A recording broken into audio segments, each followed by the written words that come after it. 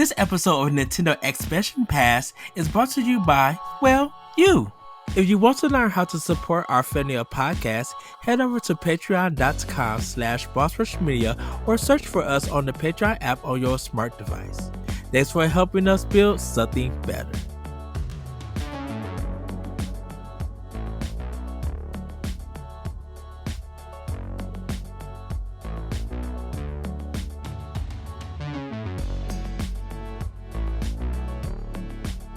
We are coming to you with this kind of show where we are talking about a game that we completed and spoiled. It's not in the book club.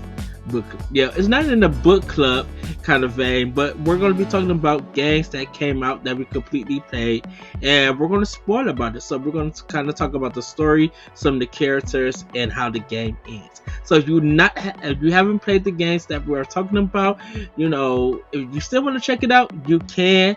But if you have played it, give it a listen and let us know what you guys think. But I have a special guest. Okay, everybody, look, we're just gonna probably end up adopting this guest for the Boss Rush Media, as one of our partner families. Everybody from the single player experience and the Pro Nerd Report. Welcome back, Sebastian. Hello, good sir. What's up? Always glad to collab with y'all. Always glad to be part of the fam. Glad to be here on the show today as well. How you doing today? I am doing terrific. Excited to actually be talking about this game, which is Hi-Fi Rush. I'm excited to play this. Not play this. I'm excited to talk about it because I know my phone's going off. So sorry, everybody. I'm a busy person at times. He's a busy man. He's a businessman, everybody. Yes. But I am excited to talk about this because I knew people who love this game. Is right now, for a lot of people, it's almost game of the year right now. It's a big nomination. Some people are just like, yeah, this is a perfect 10. But I kind of want to hear from you of what you thought about this game. But before we get into that, Sebastian, what did you think about the Developers Direct from Microsoft? I mentioned this on the Single Player Experience podcast. I thought the Developers Direct from Microsoft was good, not great. I don't think, besides the shadow drop of Hi-Fi Rush back then, I don't think they did anything amazing to make you say, like, oh, I completely changed my mind on a game that I had a idea about. Like Forza, for instance. I don't think anything in that showcase made you say, like, oh, I was on the fence about Forza, and now I'm all in. I think if you were going to play that game anyways, you're still going to play that game. And if that game wasn't for you, because it is not Forza Horizon, it is the straight-laced Forza, where you're basically driving around in just a circle, is the motorsport version, then yeah, that game isn't going to be for you, obviously. So I don't think they convinced people who are on the fence about any of their games. I think there are still question marks about Redfall that a lot of people are concerned about. I think there are questions about Minecraft Legends, which, for better or for worse, I think the people who are going to play that game are still going to play it. And just like I said earlier, and the people who aren't going to touch it with a 10-foot pole. And, besides Hi-Fi Rush, I think if this game wouldn't have got shadow dropped, a lot of people would have been like, that was just an okay presentation. What did you feel about it? I definitely enjoyed it. I understand what they were doing with this presentation, to breaking everything down. I was kind of disappointed with the Forza part because I'm like, we need a date. Come on, you just can't be saying summer. I'm like, Microsoft, you need dates for your games. But seeing Hi-Fi Rush and just seeing the animation, and I'm like, oh my goodness, someone is able to make an Insomnia game without actually being Insomnia. Or Insomniac. Yeah. Insomniac. And so I was excited to see this game. Didn't know nothing about it. People said that it was leaked and stuff. I'm like, where? Because no one knew about this game at all. And so I like that their Developers Direct, how they kind of mix behind the scenes, how they get the production and everything. and breaking parts down. So I definitely enjoyed it for what they did. Um, and I want to see more. I think they could continue the developers direct if they want to continue to bring like 5 or 6 games, and one of those games be a shuttle drop. That's cool. I'm fine with that.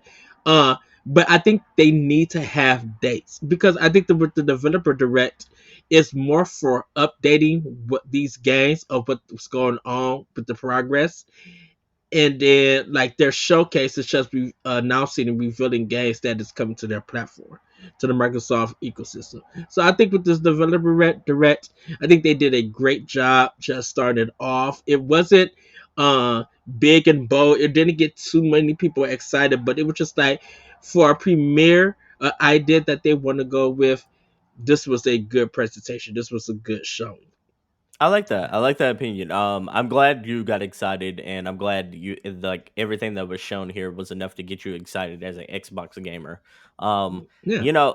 I think one of the cool parts about this, and I know this is gonna cringe you up a little bit, is like each one of these games that they showed were Game Pass games. And for a Yes. lot of people, I think that's big because I think if you were on the fence, the Game Pass argument is going to convince you to hey, I'll give these a try, these big tentpole games, because I am already a member of this ecosystem. So, I think it's a decent showing. Like I said, I don't think it's like a 9 or 10 out of 10 kind of showing, but I do think there's a lot to be excited about if you're an Xbox gamer. Yes. So High Five Rush. Let's get into it Hmm. because this game, I feel like it's a new genre, but it's not really anything new. It's just something that was executed very well and everything. So to let everybody know, High Five Rush is a Microsoft exclusive from Tango Works. It's a rhythm action game where you must time the beat to attack enemies that you encounter. You play as Chai, who was aspired to be a rock star, and he has volunteered to be a test subject for Project Armstrong at Vandalay Technologies. Unbeknownst to him, something rests sinister with the project, and after an incident that happens with Chai during his operation, he ends up uh he ends up on a grand adventure he didn't expect. This was released on January 25th for Series S and X and Windows, and like you mentioned, it is available on Game Pass. If you would like to purchase this game, it is 29. I think it's 29.99 for the basic one, 39.99 for the deluxe. So it is what we consider as a budget price title. So um If you want to be a Patreon producer, head on over to patreon.com/bossrushmedia, and find out which tier is right for you. Our Patreon producers at the $5 tier or higher for this month are Adriel Munger, Austin Campbell, Celeste Roberts, Christian S., Sana Dierig, Francisco Santillan, and Rebecca Jewell. Thank you for your continued support. to let everybody know, the executive producer was Shinji Mikami on this one. This is kind of like his last game that he's overlooking that we know of before he leaves Tango Works. So, um, I this is kind of like this 2D animated hand drawn game until the game actually gets into action, and it's almost like a smooth 60 frames per second. What you'll see on the screen is that there is a 4-4 beat counter that is going on. So the buildings, the grass, the whole environment that you're in, it's just like it's beating almost like a heartbeat, but it's on time. And what you as Chai, as a player, when you're attacking enemies, you have to land on the beat, so you have to time your attacks on it. There's different kind of gameplay ideas that they're introduced later on in the game, but as the gameplay goes, what did you think about it, Sebastian? I think your analogy at the very beginning was an apt one. I do think there's a lot of tried and true formulas into this game of like things that we've already seen in video Mm-hmm. games. But I mentioned this on my written review on the ProNerdReport.com. It is I called it a game that is like video game version of Soup, because soup is a mixture of a whole bunch of different things that are collaborating together to make each other better, so to speak. Yes. And I feel like if you do soup well, you end up with a result that's almost better than the ingredients themselves. So like I feel like that's kind of what this game is, because it's a mixture between like a rhythm game, an action adventure game, a platformer as well. Like it has some of the elements from like Devil May Cry and Kingdom Hearts and Jump and Jet Set Radio's art style. Like all these like amalgamations of different things that we've seen before, just combined into one unique and premier title. I think this game could have got away with being a $60 title, and I think many people would have gone for it. But like this doesn't feel like a budget game at all. This feels like a premium polished game. Well, it does have some repetitive parts, and it does have some parts that I think, probably could have been cut. It feels like a very lean, mean, excellent video game and a good exclusive that we've been lacking Yes. on the Xbox side of things. Yes. Uh, Um, for me, oh, sorry about that. For me, it was just like, oh, when I seen the action combat, I was like, oh, that looks cool. Oh, something that's on beat. And then I was watching the trailer, not the trailer. I was watching like the intro, and even Chai's running is on a 4/4 beat. So it's like, Hmm. bop, bop, bop, bop, bop. And so what I like about the game is that even if you get off a beat, you still are your attacks still matter, but like if you are on beat, there it gets more powerful and you're rewarded with something better. I will say though, and this happens with a lot of rhythm games, is that even though you as a player think that you're on beat, there are sometimes in the game that's considered as a delay. Hmm. So even though you're pressing a button on beat because you hear it, the game doesn't register that way. So sometimes your attacks that you do doesn't register right, or your combos will come out right, even though you're still attacking and destroying the enemy in a certain way. What you were trying to do doesn't always get pulled off because in rhythm games, even though you're on beat, when you hear it on the ear, the game doesn't register that way. I had a lot of problems with Elite Beat Ages that way. Is that I'm tapping everything to the beat, but it's not registering um, because I tap it, but the game recognizes it as a delay. And sometimes you just don't know. That's the problem with even with rhythm having, in a sense, is that it sounds good, but in execution, it just doesn't work. I, So I I think that's a good way to put it, because like I do see a lot of like delays where where it almost made me feel like, man, made me feel like I had no rhythm at first, because like some right. of the timing was a little bit off. But for the most part, I felt like they executed well. I don't like some of the timing schemes that they have in this game, because some of Yeah. them feel a little weird, and it almost feels like what we saw in like old 360 games, especially when you have to unlock like when you have to like disable a machine and you have to like hit like there's a time mechanic, very much like akin to Guitar Hero, where you had to press like A Y B X Y B X Y B A. You to get what I'm saying? Like Yeah. that kind of mechanic was like a little tedious at different parts, because you almost had to repeat it like almost like 3 to 4 times during a couple of missions there, and I was just like, okay, we kind of get that, and I feel like that could have been executed a little better. But other than that, yeah, it's a fine game. I do think it has its deficits here and there, but like I really liked that they came out of the gate swinging, because like just like you said, you're running very early into this game. This game comes out the gate with like a lot of momentum behind it. Your character is like it takes like no time at all to get going, to get to the gameplay, to get to the rhythm, Yes. to get to like the meat and potatoes of what this game is. And I think this is like a really cool project that sort of came out of nowhere for a lot of us. Yes. Well, let's get with the characters. Chai, he is your main character, your future rock star. He, is happy to go to get this operation and everything. And when you see him, his arm looks broken. So it looks. I don't know if it was, kind of dead, like he couldn't move his arm anymore, or if he Hmm. had hurt himself.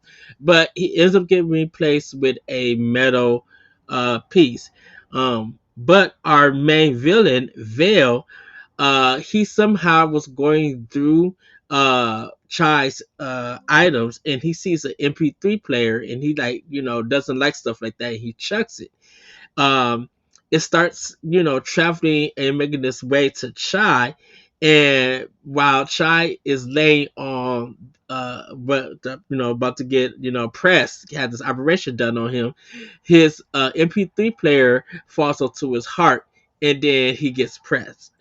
When he everything comes out, the this is kind of part of the comedy. The bed that he's laying on throws him off, and he gets thrown into a fence, falls down and starts rolling like, what's going on?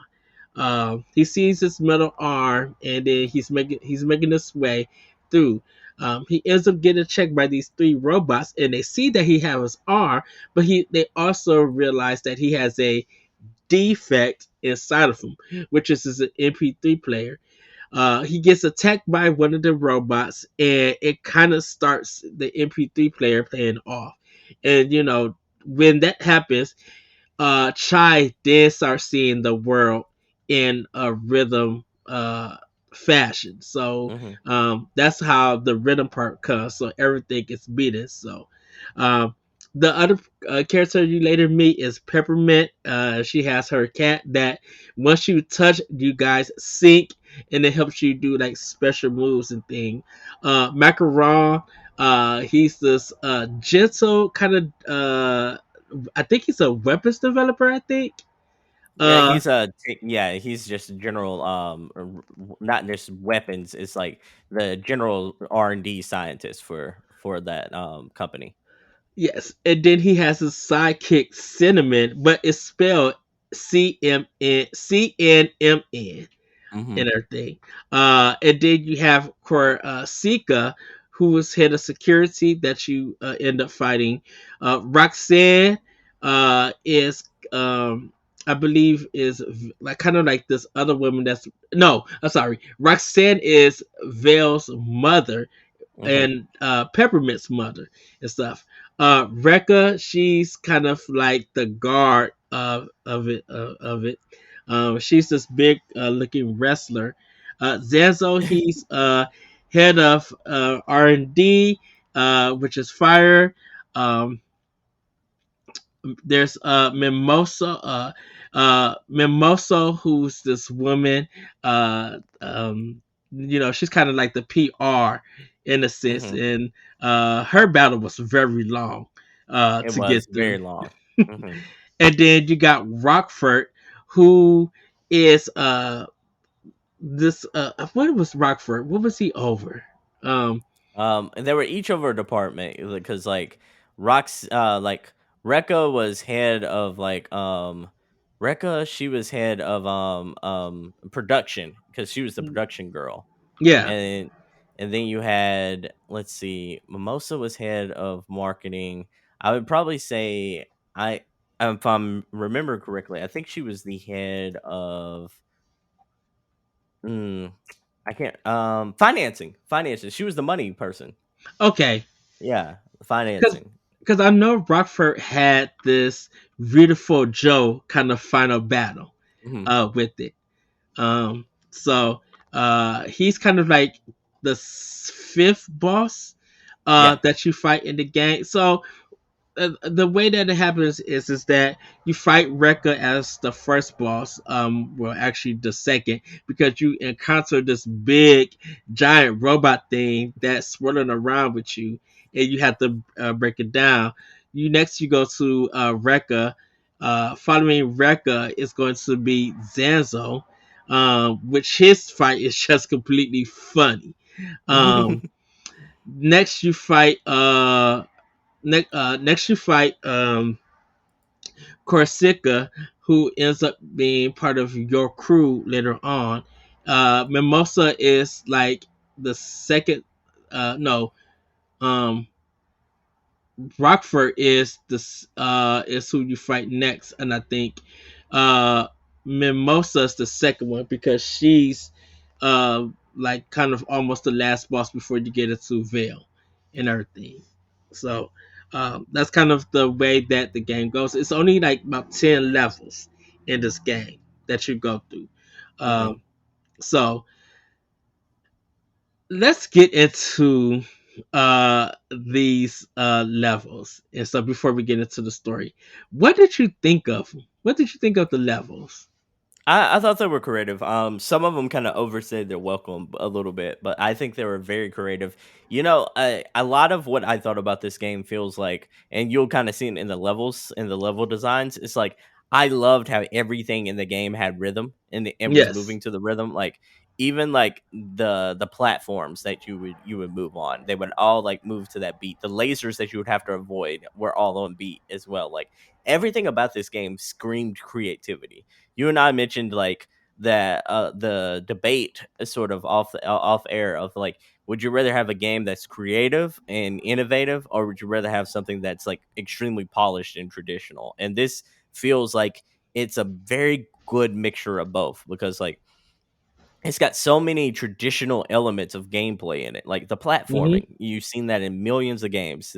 The grappling, as far as like you grappling from one ledge to another, like you do in the levels. You've seen that in Batman. You've seen that in Spider Man. It's like this game does just little things from other games and mixes it in with its level design. This meticulous level design, I like, because each level is very like it's catered to like a very certain theme, and I like that. I like how each level has its own theme, each level has its own like mini bosses and fight patterns in within every level. I really love the way that they have a thought process behind every single thing in this game. And I think like from level 1 all the way to level 10, you saw that. And I Yes. will say though, in level like in a couple of levels, I do feel like some parts, like I said earlier, kind of overstay their welcome. Like they could have been shortened by maybe that 15 to 30 minute mark, because some of these are long levels, man. These are Yeah, like they're like about huge levels. 45-minute levels. Yeah, these are huge levels. And honestly, I don't remember playing a game with levels that big to where there were so many small, like so many, like there's only 10 levels, so it's like it's not a huge game, but like I don't remember playing a game like this since Halo, as far as like the game, the levels Mhm. itself being like extremely long. But I like them. What'd you feel about each level? I thought they were very creative. I think I just like the levels where there was just simple platforming and stuff, and I'm okay with tricky platforming and stuff. I some of them they kind of had like you gotta get three switches or three keys to open up a door. They have all of that collected down stuff, and I'm like, okay, fine, but it's not needed in a game like this and everything. Uh, I will say there is a level that you are on this train that you are transporting Oh, to, so and fun. you got this like big field to fight and everything. And at the end of it, you just start tumbling down, and then there's like three robots that looked at me like, "Oh, okay." Okay, It's what's just going on? like, right, and it's just like, okay, that's funny, but I'm like, to get there, it was just so long because there's one part where you have to kind of like unscrew parts of the thing so you can Mhm. make it, but you're also being attacked, and it's just like, I do not like gameplay with this. I understand that you want me to unscrew something, but you're giving me enemies to distract me, and I'm on a timer. Oh, I do not like that and everything. But I'm like, when it's just like me getting to point A to point B, and I'm doing these cool fights and everything, and using my secondary character to help me with the fight at times. I thought that was really cool. And even though that's like gameplay thing, sometimes like you need to get through a door or something, you gotta call your secondary character to get through. But I enjoyed the parts where, like you said, where you're sliding down and you got this railway that you're just flipping and jumping. It's very Sonic the Hedgehog 3D when you're in like in that kind of style and stuff. It really And I, is. It yeah, and I think I like the way that at points like when they do the camera and they just show you moving and then it goes right behind you again and you're moving there. I thought that was pretty cool. Um, Zanzo's level, the volcano, like you like in Oh this yeah. heated area. I thought those was the kind of like the best levels because a it's a fire level, of course, but it was easier to get through. You actually don't have to fight Zanzo in this level. That was really creative. Because I was when after I thought the wrestler character, I believe was it Rekka. Rekka, yeah. After I fought her, I you sort of get like into a rhythm where it kind of tricks your brain into thinking, okay, this is just going to be a routine, like a routine game where you play through the level and then you fight a boss, and that sort of flipped everything on its head because like when you're going through the volcano and everything, it felt like it was culminating into that moment where, of course, you were going to have to fight a routine boss at the end. But then Yes. it turns out you didn't have to fight him at all. It was like it led up to, instead of like the big payoff being a big fight, it led up to the big payoff being a huge joke. And I liked that. It felt original. It felt fresh. It felt like they actually had like a thought process behind like, hey, let's do something just a little bit different to make this one part of our game stand out. And I like that touch. Yes. So for to let everybody know with Zenzo chapter 3 and chapter 4 is that you have to go in his research department and destroy stuff so that his budget will fall down. And as you are destroying stuff, his budget keeps going down. And when you get to him and he's about to get powered up and you're thinking you're having this final battle, but you see his money go down and he ends up being defeated by being defunded. And Hmm. it's this joke where you just see him land on the ground with light spotlight hitting him, and it just says on the word defunded. So he's defeated that way. So you get out your guitar and then just smack him and hit them, and then you collect this key. But his key slips through your hand and hits cinnamon and falls down. You know, I know we're gonna talk about like some of the story elements in a little bit, but like Mhm. this moment, and I kind of want to allude to this later into the show as well. You know, this moment really made me feel like this whole like everything about this game kind of felt almost like the show Avatar: The Last Airbender, like the Yes. comedy, the way they tell a story, the comedy, the characters even themselves. Like you could have told me like the same character Chai was Sokka from Avatar: The Last Airbender, and I would have completely believed you. Like I would have Mhm. been like, okay, I get that completely because he is very much like Sokka, and like everyone in this show kind of acts almost like a Avatar character, so to speak, and I love it. I don't think that's a knock against it that they kind of like imitated that like comedy style because it absolutely works in this. Yes.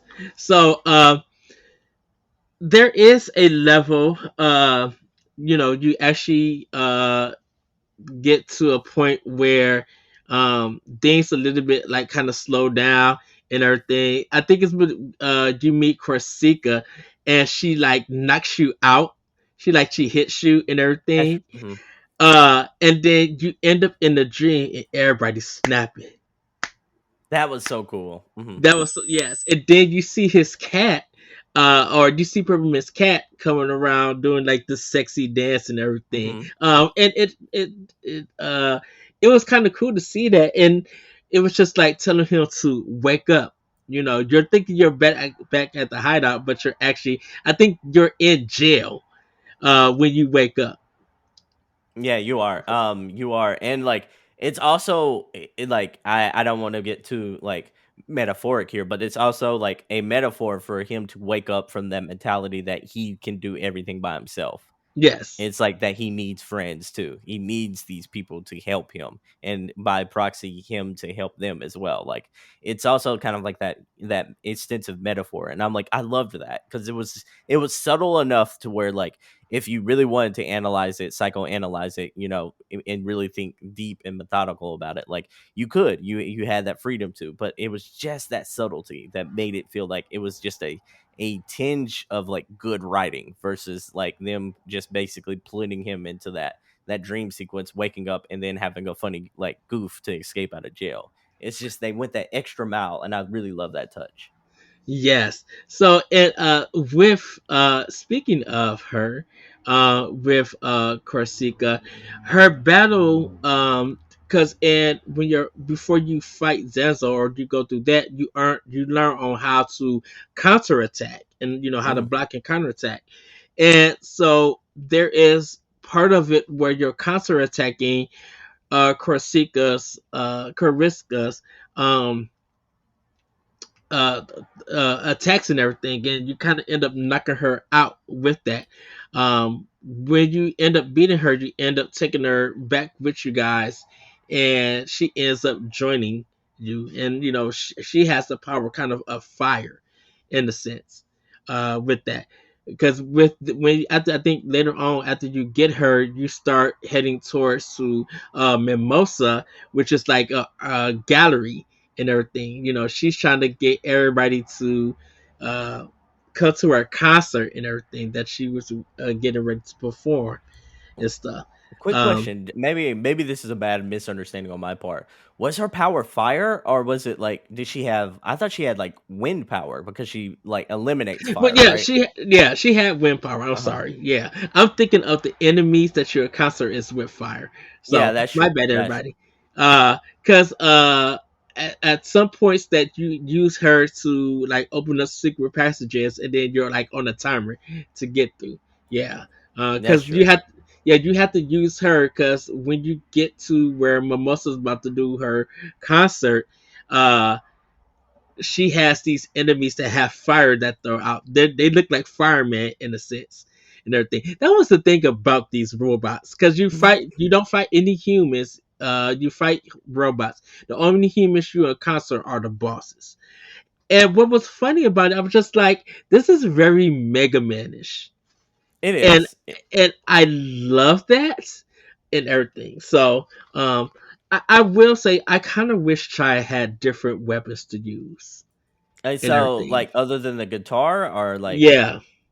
I think they did that because, like, and not giving him weapons because, like, the weapons that he would have gotten were just the support from the other Hmm. people. If you think about it, like the way that Carissa used her staff, like the way she wields her staff and like basically controls the wind, that would have been your other weapon. The way like Peppermint had the blasters, that would have probably been your other weapon, and then Yeah. the way that like Macaroon had like his gauntlets, that would have been your final weapon. So, or like your big heavy weapon. So I think like you talked about the innovation earlier. That we talked a little bit about that debate, and I think they went the other way of like saying, "Hey, instead of going the traditional way, we're going to give you four weapons. We're going to be a little more innovative and give you four people who you can bring in at different times who Yeah. have these weapons, and we're going to make those game mechanics as well." So I think it's a I think that's the argument here. Do you go innovation or do you go with a traditional four weapons approach? Uh, hmm. I think because it was a rhythm action, I'm thinking for the action side, and you know the Devil May Cry band, this kind of stuff. Mm-hmm. I think I was thinking of that because of the different weapons that you can use. But I like where you're going. I like what you mean. I was just like, yeah, that makes better sense Yeah, and everything because it does to keep the gameplay simplified in a sense. Uh, to let everybody know that they kind of, if you listen to the names that we're talking about, chai, peppermint, macaron, cinnamon, uh, mimosa, you know, those kind of names are like drink slash treat names. If you mm-hmm. think about it, chai is a tea, peppermint is a flavor, but also like a candy. Macaron is a candy, cinnamon is a spice. Mimosa, you know, is kind of fashionable adult beverage. I would say that and Yeah, everything. And kale is kind of like even no, not kale. I'm sorry, Vale. Vale, Roxanne, Rekka, Zanzo, and Rockfort. Those are mostly just like boss names. You know, just regular names for people and everything. So I I oh, go ahead. I was about to say, and to take it a little deeper, because like and this is how my mind works. I always think on a deeper level. It's not just that they're beverage names; they're also song names, and that fits the theme of the music of like Hi-Fi Rush being a very music sound, rhythm beat kind of thing. Each one of these are names of songs as well. Yes. And speaking of music, the game's original soundtrack was created by former Konami composer Suichi Kobori, former Capcom composer Ryo Uratani, and Tango Gameworks sound designer Masatoshi Yangai. Hi-Fi Rush uses 10 licensed music tracks throughout the story. Lonely Boy by the Black Keys, 1 Million and The Perfect Drug by Nine Inch Nails, Free Radicals by The Flaming Lips, Inazawa Chainsaw by Number Girl, Fast as You Can by Fiona Apple, Invaders Must Die by The Prodigy, Wolfgang's Fifth Symphony by Wolfgang Gartner, Whirlwind by The Joy Formidable, and Honesty by Zwan. Bethesda Softworks also created an official Spotify playlist with most of these tracks. Now, I gotta say, it was, I think, chapter 8 or chapter 9, you was kind of making your way to I think it's 1 million Mhm. that playing almost like around there. It's like a girl, a female singer. These tracks, they were banging. There And were I some was just good like ones. some really good ones. Yeah. They were really good. There are some I feel like were better than others, of course, but like Mhm. I do feel like a lot of these soundtracks were really good. I do almost wish they would have had like a little more licensed music here, and I understand Yeah. why they didn't, but like I almost wish they would have gone that extra mile and maybe given us some more licensed music of like some other cool renowned bands, especially of like I'm a '90s kid, so I would have loved to see like some early 2000s kind of bands, especially in that like punk genre that's very akin to like Nine Inch Nails and the Black Keys and such like that. I almost would have Yes. loved to see if we got like some Bowling for Soup here, maybe some Linkin Park here. I Ooh. think.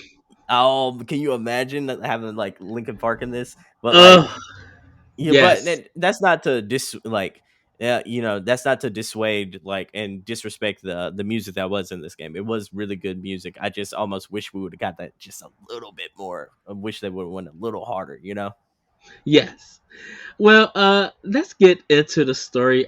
Chai, a 25-year-old man with a disabled right arm and a dream to become a rock star, arrives at the Vandelay Technologies campus to volunteer for Project Armstrong, a test program for a cybernetic limb replacement.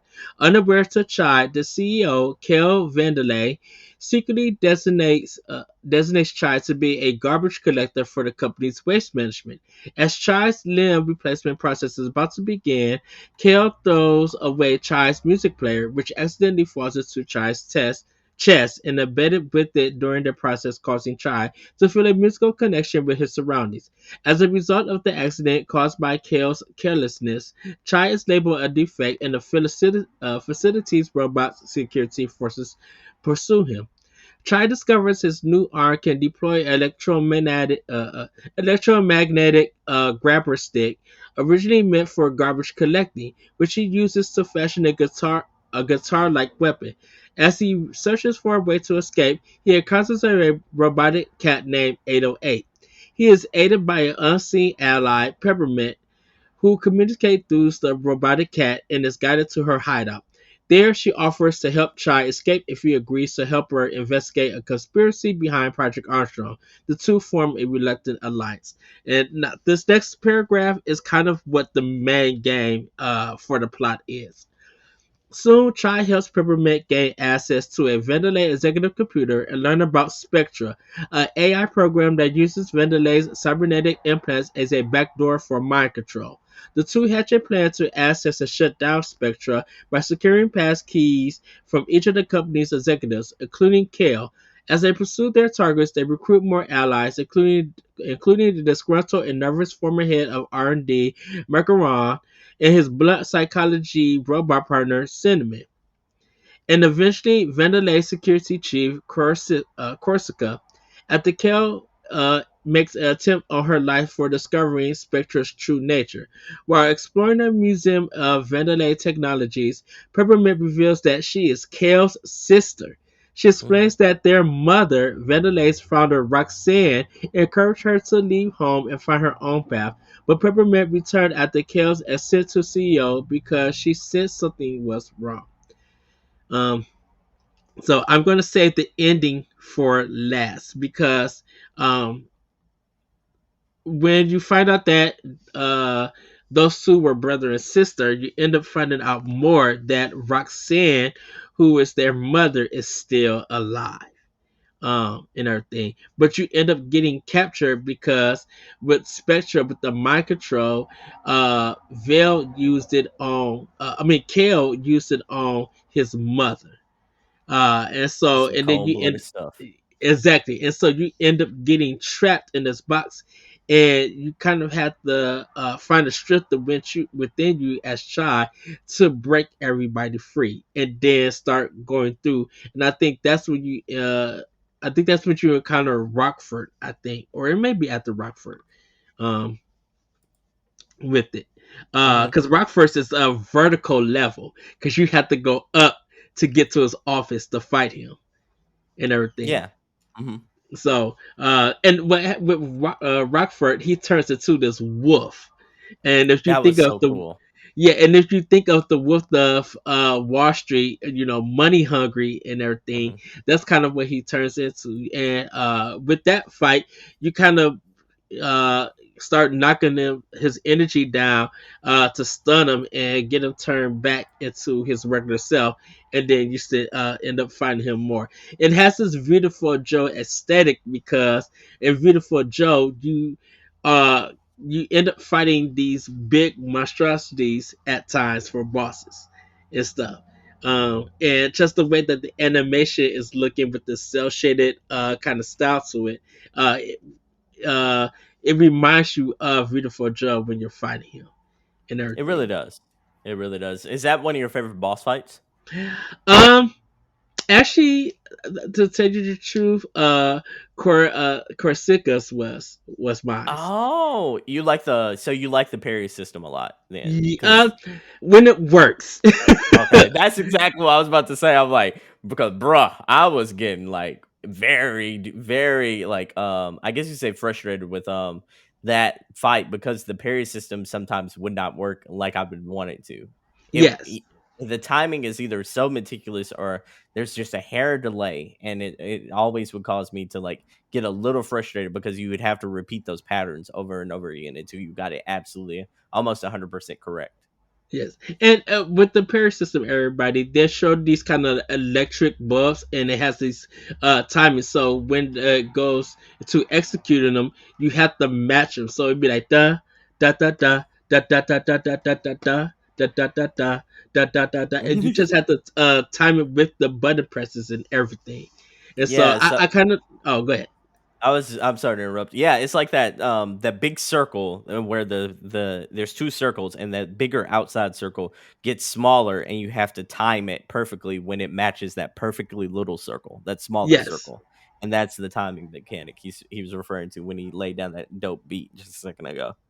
yes. So um, with that what did you actually think of the story before we get into the ending, like with the mind control and everything? I thought it was cool. I think they could have went a little harder as far as like showing how dangerous the mind control could actually be because we only really got small stints of like the potential around it. And it was like almost like in a joking manner when they were like showing Chai how bad that thing could be. You know, like when they Yeah. used it on Chai. I'm like we never really got to see how diabolical his plot actually was or like it was of course implied through like everything that he was saying that he was going to use it for nefarious like corporate greed reasons, but like we never got to actually see it because like the majority of the enemies you always face are robots. Right. So other than the mom and Chai, like we never got to actually see the mind control in effect. So that kind of felt a little lackluster. It kind of felt like it's a threat, but without knowing why or like getting to see it be a threat, it's just like Mm. words that were spoken. But like other than that, I love the story. I think the characters are charming. I think the environments are really cool. I think like I loved the way that like each of the characters felt like they had familiar tropes that we've seen in not just video games, but also like I said earlier, the Last Airbender. We've seen that in like animation and TV shows and such like that. But the characters still felt fun. They still felt fresh, and overall, I thought this story is like well worth the $40, and also like I can't wait to see these guys again. Like I think that's the big takeaway here. I can't wait to see what if they were to do a sequel, I'd be lining up for it because like they made me fall in love with these side characters and Chai. You know they're gonna have to keep Lucille. She's like the Ah, yeah. secretary, and she was Hmm. just like next. Like she's a robot with sass, but her Hmm. sass is dry, and she's just like next. Do you think I care? Go through the door.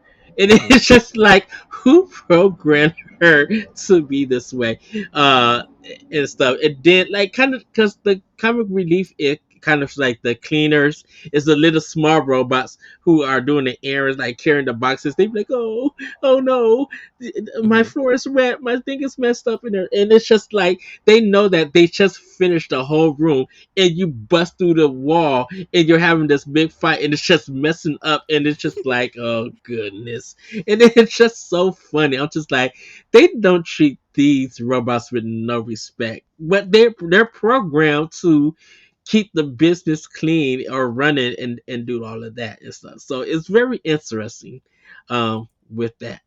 Yeah, you know what it felt like to me is like it felt like the whoever created this either felt like they were a late '80s kid or early '90s kid because like Mhm. it felt like Saturday morning cartoons from that kind of era of like it felt like very much what you'd see from like a Darkwing Duck or like a Tailspin, like the Yeah, comedy stylings, and then like you combine that with like the secretary that you were mentioning. What was her name again? The secretary you were just talking Lucille. about? Lucille. Lucille. Lucille is the exact same character from Monsters Inc. Where have you seen Monsters Inc? Yes. Okay, there's like a character, she's the secretary also, like the who ends up becoming the undercover agent, where she's like always like, don't forget your paperwork, Mr. Lebowski, and such like that. And she has like a dry, very sense of humor. And he's Uh, like, you're looking very lovely today. And she's just like, don't forget your paperwork. It's like that exact same character. I love it though. I absolutely love it. yes. Well, right, we're gonna jump into the end part of the game. So it is spoiler territory. If you haven't played the game, I do recommend giving this game a try. But if you want to continue to listen, we're spoiling the part now. Um, as the group pursue Kale, their final target, they encounter Roxanne, but learn she is being controlled by Kale. Kale traps the group and explains that he plans to use Project Armstrong to control users' purchasing habits. Chai frees himself and his allies from the trap and battles Kale. With Kale defeated, they shut down Spectra and frees Roxanne from its control. Afterwards, Roxanne is reinstated as CEO of Vandalay Technologies. Peppermint and Chai are offered jobs within the company, and Macron and Corsica regained their old jobs. Later, Chai and his friends gather to look at the sunset while he practices playing guitar so that he could have a fallback career. Um, Events after the main story reveals that Spectra has begun restarting by itself, with the AI appearing to be a replica of Kale. However, Spectra is unexpectedly shut down after a cleaning robot accidentally pulls the power plug. Chai declares the problem solved and leaves a warning note not to touch the plug. Somebody's gonna plug that up in the sequel. Somebody. Right. So that's how Hi-Fi Rush is and everything. I hated that final battle Oh yeah, against for Kale. sure. For I sure. I did that last battle about 20 times. I can understand. It is very tedious too. And I don't like it almost demands perfection in its controls where Yes. we spoke about it earlier, like this is an imperfect game. Yes. And to let everybody know, there are special moves and abilities that you can buy, chips that you can acquire to make yourself powerful. I didn't really bother with a lot of that. It's just like once I kind of like got all the basic moves, the special moves that I was supposed to do, like button wise for combat. Everything else I just didn't care for. Oh, you're different than me. Like I didn't buy very many special moves at all. I only bought the combos for the most part. Yeah. Like I those action, like the Devil May Cry style combos, yes. like that's what I kind of focused on. And like after I just did that, I just like I would find a lot of the like the health upgrades and the what is the other ones, the power boost upgrades. Hmm. I would find a lot of those like just natively, like while I was exploring, and that kind of like natively like upgraded my health and my like and that amplifying meter. So I didn't really feel the need or was compelled to actually buy those chips. Yeah, I did try to do a lot of air combos because I know Mhm. I could fight them in the air and not be touched. And so just whipping around with the grappling hook, and I didn't like the big bosses because I mean not the big bosses, like the big enemies, because they took forever to get through. And I'm just like, I gotta keep switching characters around to fight them and everything. But it is what it is.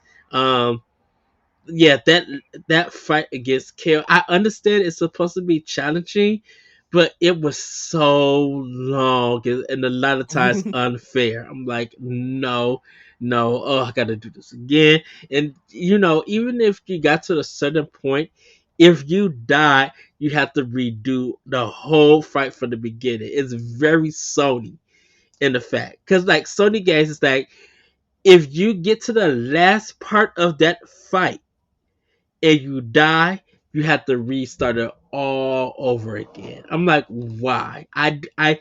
If you're gonna give me a fight that enemy has like 3 or 4 different changes or health bars, please, for the love of everything, if I defeat them and you give me a cutscene, make that as a checkpoint. Be fair with your checkpoints because you just spent like 10 minutes in a fight and now you got to spend another 10 that same 10 minutes or even longer trying to get back to where you was at. Like Yeah, who that's a bit wants to rough. deal that? That can be a bit rough if I'm being honest. That part can be a bit rough, but like it is one of those things to where I'm like, I think that's a older trope that we're seeing kind of slowly phase out in video games, especially Hmm. like you mentioned Sony. Well, like God of War kind of has like settings to where you can change that setting to where like you can say like, hey, do you want boss checkpoints as well? And like it basically has like when you get to a certain point, like it'll automatically install like a 3/4 checkpoint or halfway there checkpoint. You just have to make it Yes. to that point. So I do think this is, like I said though, this is like an amalgamation of a whole bunch of like different tropes from like the like the Xbox 360 era and the PS4 era, but like done in a next gen kind of way. So Yes. I feel like that's a kind of an aspect that kind of is very much from that PS3 Xbox 360 era kind of like feature that will hopefully go away if they make a sequel. Yes. So everybody, that's pretty much it. High Five Rush. Uh any other thoughts, Sebastian? I think this is a great game. I don't necessarily think this is going to be game of the year, but I don't. I think we are leaning towards a stacked rest of the year when it comes to game of the year Hmm. contention. I do think this is a surprise of the year, probably. Like if we had a category for that, I think it would be high up there. I like everything about this. I want to say shout out to the how diverse this game is. By the way, it has some really good Yes. representation of a lot of different people of different backgrounds and such. I love as a chocolate person, I loved macaroon, and I loved seeing like a black man in a good supporting role in this game, and I think they really did really cool representation with hair and different things about like different like features about him that made him feel very much black without necessarily being a over the top stereotype of us. Yeah. So shout out to that. And outside of that, though, I think this is a really good game. I think there are elements that kind of overstay their welcome, and it does get repetitive, especially when you're going to like platform to platform, and then it makes you stop like every 3 platforms just to fight like 3 waves of enemies over and over Yes. again. That kind of gets a little repetitive, but other than that, fine game. What do you think? I really did enjoy this game. I think like if I had to rate it and everything, I would definitely give it like a 9. Um, Oh wow. with this, like I high production, great animation. Um, it really a lot of people just like yes, it has that Insomniac feel, which did ended up leading to people be like, man, I need to go check out Sunset Overdrive because Sunset Overdrive got dragged because it was a Insomniac game on Xbox. It had nothing to do with the game itself. It's just that people didn't like Insomnia making the game outside of PlayStation.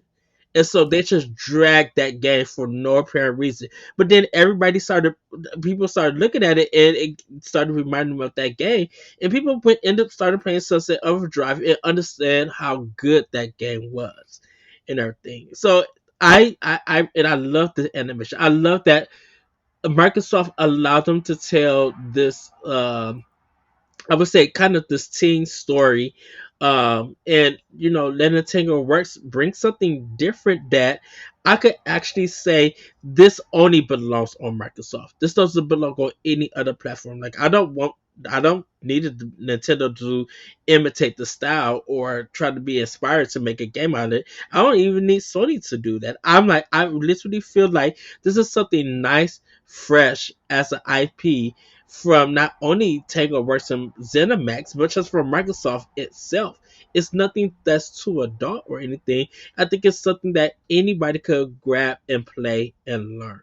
And you don't have to feel punished that you're not on rhythm, that you're not on beat. So I definitely would say that it earns all the ratings. I will say that I've kind of feel like it does deserve a Game of the Year nomination because not only is it a new IP, it really speaks that this is what Microsoft needs more of. They need more of a game like this and not try to have a big cinematic AAA experience like all the time. I think they just needed something literally low key that people could go in and be like, yeah, this definitely speaks Microsoft and only Microsoft. I think you made some good points there. The reason why I'm not giving this like a game of the year like nod this Mm-hmm. early on in the year is because like I right now if the year was to end, this would have my vote for game of the year. In the Mm-hmm. March that we're recording this time frame, this would be my game of the year. But like if I'm looking at the landscape of what's to come, and you got Tears of the Kingdom, you got like you got Jedi Survivor, you also have Spider-Man, you have Starfield, you have I don't think this is going to be anywhere near my game of the year list, but you have Forza, but like you have so many different banger after banger after banger Yes. games that I do think this is going to get nominations at the Game of the Year awards. I do think it, Yes. but I don't think it's going to be for Game of the Year. I think it's going to be for like best music. I think it might be for best art. I think Mm-hmm. it's just going to win awards. I don't think it'll be for Game of the Year though. I would laugh if this is a best family friendly game at the Game I can see Awards. that. I can see that. But then again, it's got to go. It's got to go up against other Nintendo games. Like at that point, it's got to go up And against. that's uh, I still feel like that category is so unfair. It's basically the Nintendo categories. It Well, really is. and that's the thing about it. And this is for another show discussion. Yeah, for sure. I really feel like it's unfair and kind of stereotypical, and in a way, kind of games are not very discriminatory and stuff, but it's unfair in the fact that why is this only the Nintendo category when Nintendo kind of have released a lot of games in different genres that should be able to fit. And with the Game Awards, they go to the most popular stuff or the big AAA experience and not look at games like Fire Emblem Three Houses or look at Xenoblade or look at like some Hold like on, Breath of the Wild. Xenoblade got nominated for Game of the Year though. It did. Yeah. it did, but this is the first time. This is the last year was the first year that majority of a lot of Nintendo games did get represent right. But why? But I'm like, why is not that like not every year ever since Switch came out that they have hit different milestones in genres telling different stories? Why is it just like, oh, it's only these third party or first party games from Microsoft and Sony, and then here's this one category for Nintendo, and we're gonna move on.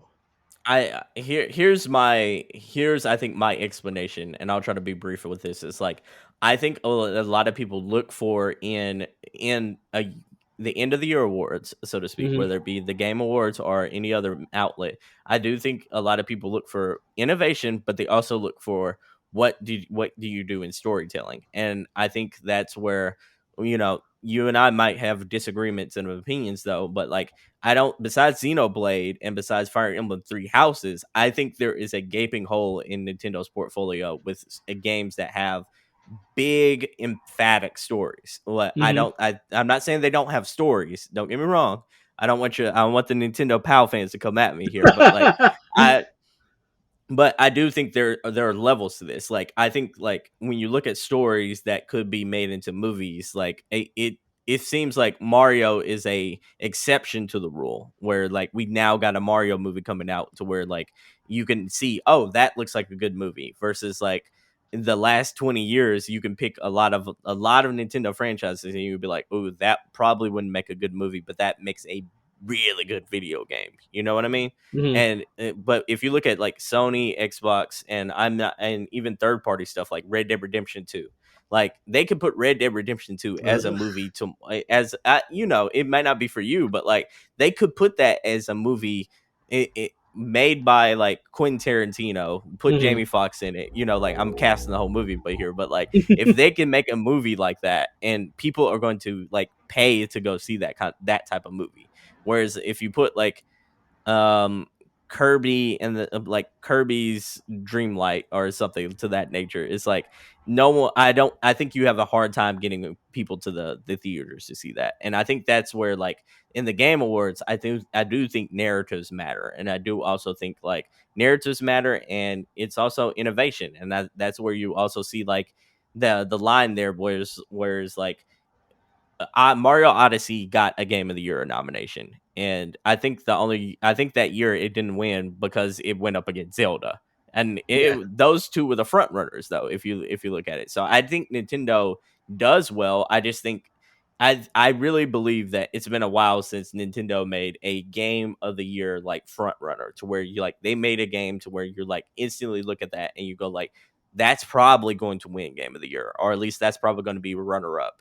Like I don't think they've made a game since Mario Odyssey or like or Zelda Breath of the Wild that most people thought that's a legit like hands down that's probably going to win game of the year.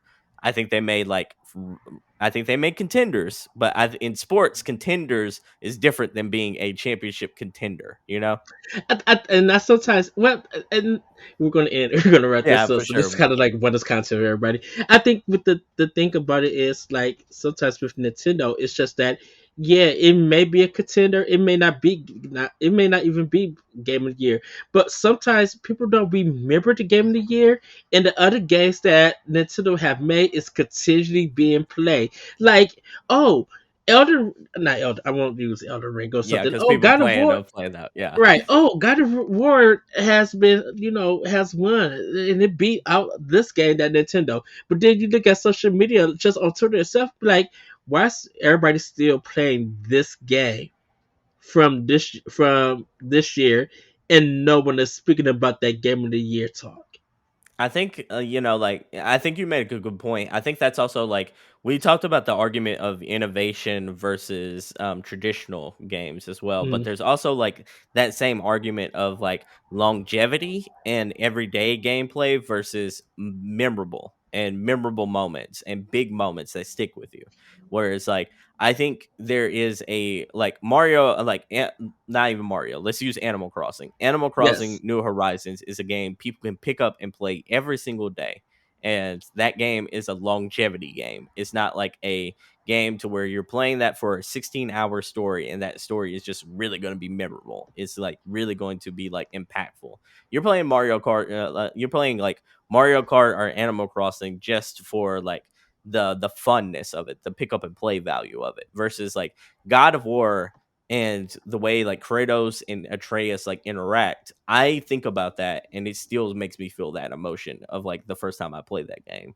Like I can look at that. I can look at Uncharted, like any of the Uncharted games, Mm. especially 4, and I can still kind of tear up a little bit when when like Nathan Drake and his brother have that reunion after everything that's going on between them, and it's like when like Nathan sees his brother for the first time after all these years that he thought was dead, and like legitimately you can see him choking up and you feel that emotions because like Nathan for so long. It's that level of storytelling and that the way they make you feel. It's that like the impact versus longevity. And I think they're like two sides of the same coin, because like Mm-hmm. you can be a gamer who likes longevity or a gamer who likes impact, or you can be a gamer who can flip a coin and like whatever it lands on is whatever your mood is that day, and you like both of them. But I think when people think of like at the end of the year, when they think of what game had the biggest moments, I think it always leans towards what game made me feel actually made me feel in the most impactful way possible. And I think that's the argument there. Well, everybody, that has been the first episode. Spoiled us, kind of with some bonus discussion. Yeah, for sure. With that, everybody, we will let you know what our next game is going to be soon. So, if you would like to know about that, you can hit us up on Twitter. Hit us up on not Twitter, on our Discord for Boss Rush Media. And check us out on Twitter at Boss Rush Media on Twitter. With that, everybody, have a great week, have a great weekend, and we'll see you next time. Nintendo Expansion Pass is part of Nintendo Power Block and is a product of Boss Rush Media LLC. The show is recorded from our headquarters in Akron, Ohio, and is hosted by me, Edward Varnell. My co-host is Corey Derritt. You can find Corey at I am Corey at HD on Twitter and Instagram, as well as hosting the Boss Rush Podcast and Tower Casuals, the Destiny Podcast. Follow Expansion Pass as part of Nintendo Power Block and on all social media platforms at Power Block Podcast. You can also follow Boss Rush Media and Boss Rush Network on all major social media platforms. Join the Boss Rush Network Discord and Facebook groups to interact with other friends and fans. Thanks for listening, and we'll see you next time.